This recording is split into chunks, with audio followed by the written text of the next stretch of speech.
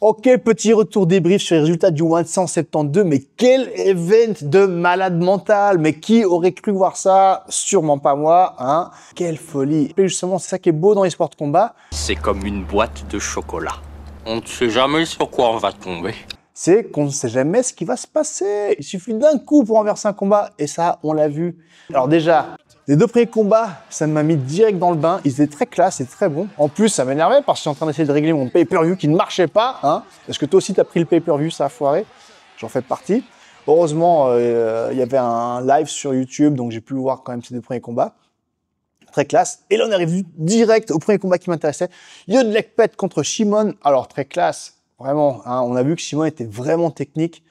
Et surtout, c'est facile d'être technique contre un mec qui est moins bon que toi, mais contre un vétéran thaïlandais, contre Yodlekpet, c'était incroyable. Et d'ailleurs, plus le combat allait, plus il était technique. Donc franchement, bravo. Hein, je pensais pas qu'il y arriverait. Il a réussi à faire un super fight. Ça va être un gars surveillé sur les combats à venir. Très intéressant. Combat d'après, boum. Lineker contre Akimoto. Alors là, ok, j'avais prévu qu'Akimoto gagnerait, mais je dois dire quand même que je suis un peu déçu. Je pensais que Akimoto allait l'exploser avec des genoux, des middle, des fronts, des maigiri, parce que c'est un gars qui vient du karaté. Hein. Je pensais qu'il allait faire une masterclass. Au contraire, il avait l'air très craintif, à reculer. J'avais dit que Lineker, il pourrait pas placer ses gros crochets. Boum, il a fait ça tout le combat. Il a réussi à placer ses gros crochets. Il l'a mis dans les cordes, il le bombarde. Akimoto, il s'est retrouvé avec une coupure. Franchement, Akimoto a gagné, mais c'était pas une masterclass, au contraire. Moi, je pensais que c'était un adversaire qui allait lui permettre de briller. Je m'attendais à mieux. Prochain combat, Nadaka contre Rak. Alors ça, oui, hein, pas de souci. On l'a vu venir. Nadaka a surclassé le combat easy. Quand il y a eu une marre, il l'a mis KO. C'était sûr. Pourquoi est-ce qu'il combat encore des mecs comme ça? Pourquoi est-ce qu'on ne met pas contre le top du top? Pourquoi? Si tu le sais, dis-moi pourquoi. Je ne sais pas, j'aimerais savoir. Ah, un petit mot sur ce combat qui n'a pas eu lieu et que j'avais vraiment envie de voir. Marat Grigorian contre Kaito Ono. Bon, on va dire Kaito. Alors, pour la petite histoire, Marat Grigorian s'est approché de la pesée. Il a presque fait le poids, il n'était pas encore. Et normalement, donc tu vas faire le poids et en plus, tu vas donner un échantillon d'urine pour montrer que tu as réussi à la réhydratation. Donc, il n'a pas réussi à faire le poids et en plus, il était tellement déshydraté qu'il n'a même pas réussi à donner un échantillon d'urine. À partir de là, ils ont essayé de négocier avec Kaito, à lui dire, écoute, tu veux quand même faire le combat, on va te donner un petit bonus, on va faire ci, on va faire ça. Il a dit non. Il a le droit. Et franchement, moi, je le comprends. Regarde, en boxe anglaise, si ton adversaire fait pas la pesée, tu prends des millions. Regarde, là, ils ont dû dire quoi? Allez, tiens, on va te donner quoi? 20 000 $, un truc comme ça. Eh, pour toi, moi, c'est l'air cool, 20 000 $. Mais pour un mec qui met sa vie en jeu, qui va affronter un gros puncher contre Marat, c'est super dangereux, hein. Imagine, sur ce combat-là, il se casse sa mâchoire ou un truc comme ça, c'est fini, sa carrière est foutue. Et il va se dire, ah ouais, j'ai foutu ma carrière pour un combat où le mec, en plus, c'est même pas arrivé au poids, il n'a même pas rempli les règles du contrat. Donc, je ne lui en veux pas. Il n'a pas eu tort. Voilà, c'est dommage. Si tu vas en vouloir à quelqu'un, il faut en vouloir à Marat qui n'a pas réussi à remplir sa part du contrat. C'est comme ça. Ah, d'ailleurs, je sais pas si tu as vu, Chatri qui nous fait un petit trash talk à la fin dans la conférence de presse. Écoute, Chatri, hein. On va parler de toi encore un petit peu, ça va être rigolo après. Après ça, Kana contre Pedica. Alors, pareil, je m'étais encore trompé. Franchement, Pedica était trop au-dessus. Alors, niveau de... Je parlais de son entraînement. Alors, je sais pas, elle avait l'air entraînée normalement. Elle n'avait pas l'air incroyable. Je pense, à son prime, je pense qu'elle aurait mis KO Kana facile. Mais là, franchement, on avait dit qu'elle a un peu drivé. Elle n'a jamais été mise en danger. Elle est restée un petit peu à la combattre facile. Kana, je crois qu'elle manque vraiment de puissance parce qu'elle a envoyé beaucoup de frappes. Mais je pense qu'elle manque de puissance pour vraiment inquiéter Pedica. Et pour te dire la vérité, le combat était un peu chiant. J'en ai profité pour aller aux toilettes, me faire un truc à manger, à boire. Pedica gagne facile. Donc, bien joué à elle, respect. Voilà, je pense qu'elle a fait le tour des défis. Et on va faire quoi maintenant? Un énième match contre une fille qu'elle a déjà battue? C'est dommage. Bing, combat d'après. Dibella contre Sama. Alors, pardon aux fans de Dibella, pardon aux fans de Sama, mais pareil, ce combat m'a fait chier. C'était 5 rounds, c'était trop long, il se passait pas grand-chose. J'ai essayé de suivre, mais j'ai pas trouvé ça ouf. Hein. Alors, ne m'en voulez pas, ne me détestez pas, mais je vous dis la vérité. J'ai trouvé ce combat un peu relou et au final, que l'un ou l'autre gagne, j'avais plus intérêt. Et ça se dit amateur d'arts martiaux. Eh oui. Là, ça y est, on arrive dans les 3 combats principaux. C'est pour ça que tu as cliqué sur cette vidéo. C'est là qu'on arrive. Déjà, Super Leg contre Nabil. Alors, Bon, là, ça va, je m'étais pas trop planté, mais j'avais pas prévu que le combat allait se dérouler comme ça. Moi, honnêtement, hein, je pensais que Nabil allait mettre un KO au premier round et que c'était fini, on n'en parlait plus. Alors, Superlek, en effet, il est arrivé comme un mec pas entraîné. Hein. D'après ce que je vois sur Internet, il aurait une blessure qui l'empêche d'entraîner bien. Ok, peut-être, mais tu m'enlèveras pas de l'idée que cette catégorie est trop lourde pour lui. Tu vois, alors ok, s'il veut venir pas entraîner et relax, peut-être c'est une bonne catégorie pour lui. Mais ce gars, c'est un vrai 61 kilos. Entraîné, taillé, c'est un 61 kilos. Là, à 66 kilos, c'est trop lourd pour lui. Ou alors, sinon, imagine, faut qu'il ait un coach de renforcement physique comme Tawanchai, tu vois, qui prenne du muscle et de la masse. Mais dans l'état des choses, c'est pas une bonne catégorie pour lui. Hein. Par contre, je t'avais dit, moi, je pensais qu'il allait se faire mettre KO au premier round. D'ailleurs, il est passé très proche du KO. Mais quel cœur, quel mental. Ce qui m'a surpris, c'est qu'il est venu avec une longue garde dès le départ, mais au lieu de faire une longue garde avec son bras avant, il l'a fait avec son bras arrière. J'ai trouvé ça très bizarre. Et sa stratégie, ça s'est résumé à faire des grosses over and right comme à l'UFC. Alors bon, cette stratégie n'était pas ouf. Hein. Je t'avoue que des coups que Nabil voyait venir à 3 km, c'était pas dingue. Par contre, le truc qui m'a rendu dingue, c'est que moi, je pensais qu'elle était KO dans les cordes à la fin du premier round.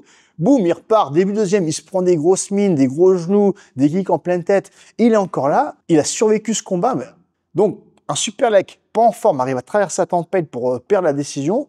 Imagine si on avait un Superlek en forme. Notez surtout pas le mérite à Nabil.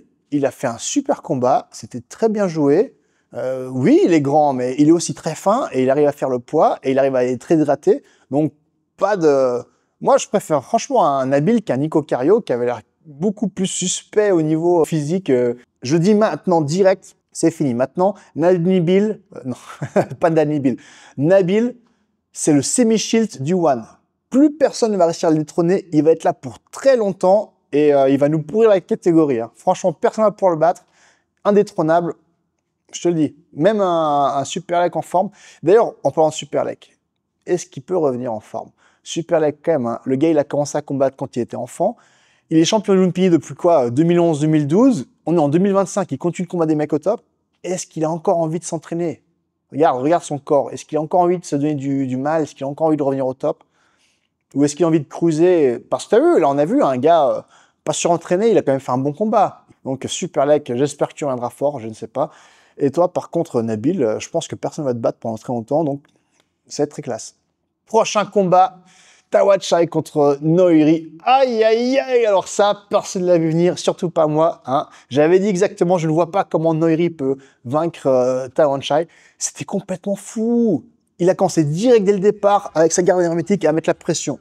Il combat toujours comme ça, Noiri, mais je me suis dit, ouais, quand même, avec les différences de puissance, ça n'a pas marché. Et d'ailleurs, Tawanchai, petite erreur de sa part, il est resté en face au front, et tu dis, mais attends, alors, on voit quand même une différence de puissance, hein. Quand Tawanchai balançait des middle, on voit qu'il y a une différence de puissance. Par contre, à chaque fois qu'il lançait un middle, il se prenait un petit calf kick. Tu sais, c'est les coups de pied dans le mollet. Alors, tu vois, un ou deux, ça va, mais au bout de 10, 15, 20, t'arrives plus à marcher. Et surtout, réussir à placer ça sur un Thaïlandais comme Tawanchai, hein, qui a bloqué de kick toute sa vie, j'ai trouvé ça une stratégie très osée. On voit quand même que Tawanchai mettait des grosses frappes, mais il restait en face, c'était pas une super idée ça. Mais il avait pas l'air trop affecté par les frappes, tu vois. Et au bout du troisième round, où moi je commençais à me dire, mais écoute, ces calf kicks, ça va être peut-être inquiétant, peut-être qu'il va réussir à ralentir Tawanchai. Et là, c'est là qu'on assiste, il met un genou, bam, il se prend un crochet dans la mâchoire, il est sonné, avalanche de coups de poing, boum, arrêté par arbitre, KO. Mon Dieu, mais qui a vu ça? C'était impossible à prévoir. Surtout que Noiri, il avait fait quoi avant ça? Il arrive au One, il perd contre un vieux City Chai. City Chai serait ceinture, mais c'était quand même un vieux City Chai. Après, il perd contre un Chinois que personne ne connaît, donc là, il était quand même à 2 défaites d'affilée. Hein. Troisième combat, on lui donne un mec inconnu, il le met KO par le kick, mais on connaît pas ce mec, donc on se dit bon, bah ok, pourquoi pas. Pendant ce temps, Tawanchai, il faisait que gagner. Même ces combats les moins bons, c'était des masterclass. Et là, on le met contre Noiri, donc on se dit, bah bien sûr qu'il va l'exploser. Et Noiri, le mec KO, mais c'est incroyable. Qui avait vu venir ça? Et le truc le plus rigolo, c'est Chatri qui vient remettre la ceinture à Noiri. Regarde-moi cette tête de garageux là. Tu crois qu'il lui dit quoi dans l'oreille, là? Va te faire enculer! il a même pas serré la main. Et c'est d'ailleurs, tiens, la ceinture dégage maintenant. Incroyable. Donc, je suis super content pour Noiri parce que c'était totalement imprévu. Et puis, c'est vraiment l'histoire du underdog qui gagne. D'ailleurs, en parlant de ça, bientôt je prépare une vidéo sur les plus gros chocs où des mecs que personne ne pariait dessus arrivent à gagner en boxe taille. Quand cette vidéo sera prête, tu pourras cliquer, elle sera ici. Si elle n'est pas encore là, et bah pour l'instant, tu peux déjà t'abonner à la chaîne. Comme ça, quand la vidéo sortira, tu seras prêt et tu seras notifié.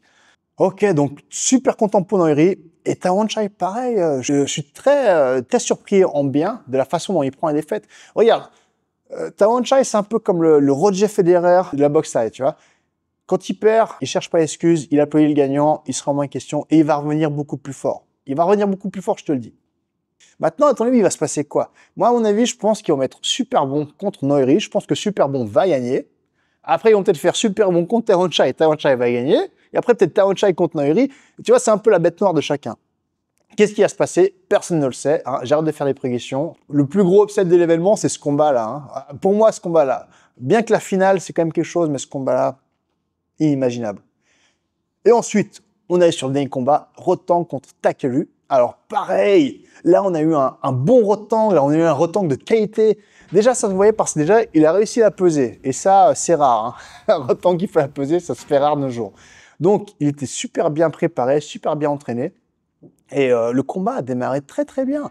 Ce que j'aimais, c'est que le combat n'est pas parti tout de suite en grosse bagarre. Ils sont restés face à face, à s'échanger un low kick, à toi, à moi, à toi, à moi. Et d'un seul coup, boum, ça s'est accéléré. Boum, boum, boum. Et bam, crochet du gauche sur Takeru qui tombe et compté KO, victoire de Rotang. Alors, rien à redire. Rotang gagné, il n'y a aucun problème. Après, je trouve quand même que le compte était un peu court. Hein. Je crois que à 8, l'arbitre a dit bon, bah, il est encore au sol, c'est fini, on arrête.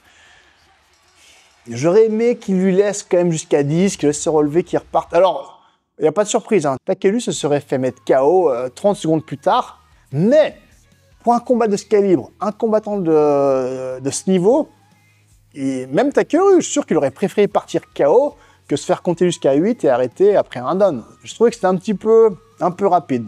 Mais bon, dans tous les cas, Rotang a gagné, hein, on ne peut pas lui enlever ça, par KO. C'est très classe. Est-ce que Chatrice disait non, non, non, Super Like a perdu, Tawanchai a perdu, arrêtez-moi ça tout de suite, on dit que c'est un KO, on arrête. C'est possible. Ah, j'exagère, là je suis une mauvaise langue. Combat qui a rempli ses promesses. C'était un peu anticlimatique, un peu rapide, mais quelle fight, quelle précision, un Rotang de qualité, c'est comme ça qu'on aime Rotang. Donc voilà, c'était mon débrief pour le One 172. Qu'est-ce que t'en penses? Quel combat t'a le plus plu? Quel combat t'a le plus surpris? Quel combat avais-tu prédit que personne n'avait prédit? Vas-y, balance un commentaire. Et à bientôt pour la prochaine vidéo. Ciao!